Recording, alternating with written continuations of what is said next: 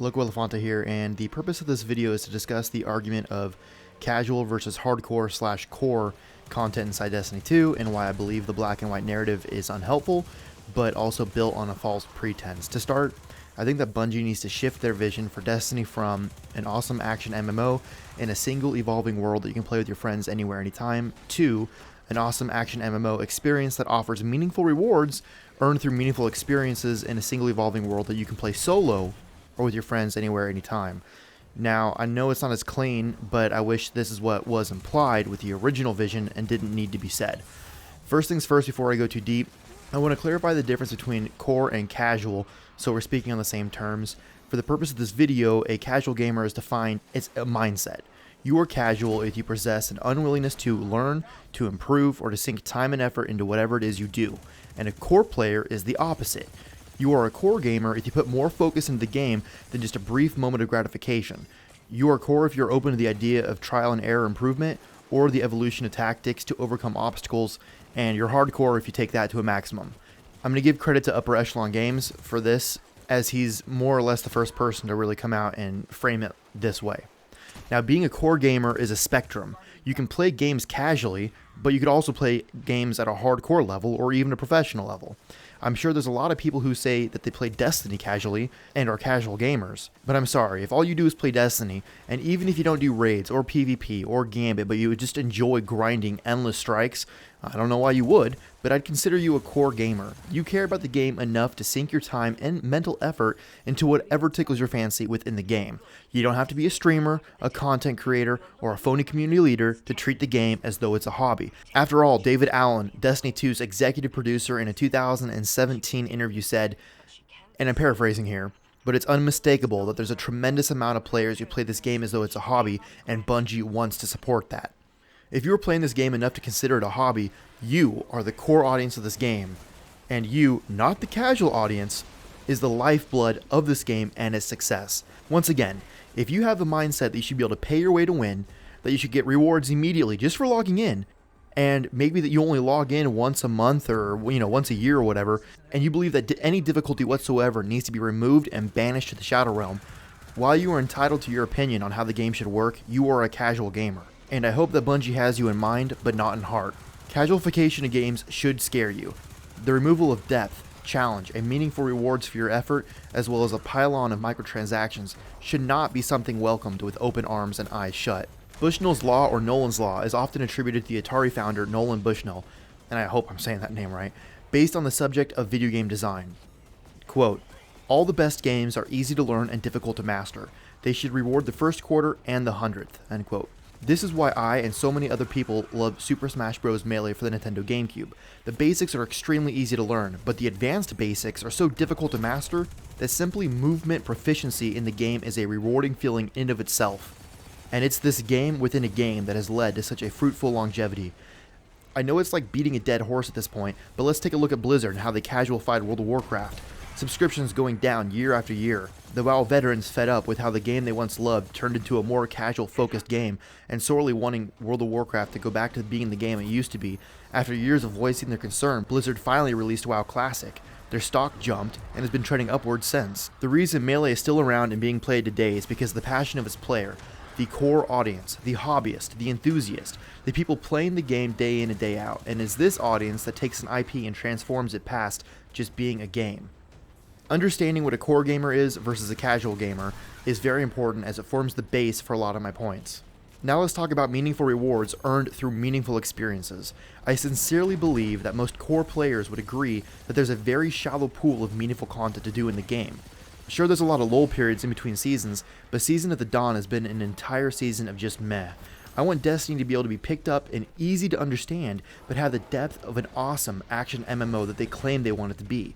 You don't do that by pigeonholing players and passing out 12th place medals that hold the same weight as a first place medal. Sure, give the 12th place person a ribbon, but the first place reward needs to be worth their effort. Meaningful rewards earned through meaningful experiences. The past two seasons hardly had any meaningful rewards earned through meaningful experiences for the most part. The raid is cool and the Nightfall ordeals are alright, but after doing them once, why go back? Also, the Bastion is pretty cool. The ritual weapons are a joke at best in terms of utility, and the quest to achieve them can be done in a few hours, especially if you're taking your time. Across the board, all these quests are literally copy and pastes from previous seasons, with no meaningful experience gained when putting in the time and effort to acquire them. I think that the current state of grinding has gotten stale and lazy. I think there needs to be a more interesting gameplay loop in which makes the process of acquiring these rewards more satisfying, and just as satisfying as having the reward itself. But not only are the ritual weapons garbage, but then acquiring them was a mediocre task to say the least. Let's take a look at a good way of doing a weapon quest: the Lunas and Not Forgotten. While I don't love hand cannons, I remember the quest to get Lunas being an absolute slog of a grind.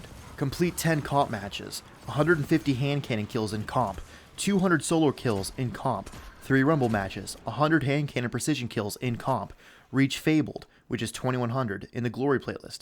Go back to Shaxx and get your reward. And then Not Forgotten was 500 kills in comp using Luna's Howl, and then reaching the end of the comp playlist, which is 5500 points. Now let's compare that to the Komodo linear fusion rifle. You need 125 linear fusion rifle kills, 15 precision final blows, and reach 1050 in the comp playlist. It's night and day for which one required more effort, especially when linear fusion rifles received a buff at the launch of the new season. This one example perfectly illustrates my point and beckons the question, who is this supposed to be for? Considering literally every ritual weapon has been like this, what is the point in giving us an eye-rolling box to check when we don't even end up using the weapons we earn because there are better options? So who are the ritual weapons supposed to please? Are they just additions thrown into the game as vault space takers because balancing weapons that become or break metas is too difficult to deal with? Or when the backlash of nerfing people's favorite weapons causes grief? I believe the direction in which Bungie needs to go is the way they designed Lunas and Not Forgotten. Having a base weapon that is viable in any meta, and have a quest in which its completion yields satisfaction to the player who put effort in, with an even bigger reward around the corner should that player choose to accept. Yes, there will be people complaining that it's too hard or too long to grind for, but those same people could obtain the weapon if they just played the game for longer than 10 minutes before switching back to Candy Crush or writing mean tweets on Twitter or articles on IGN.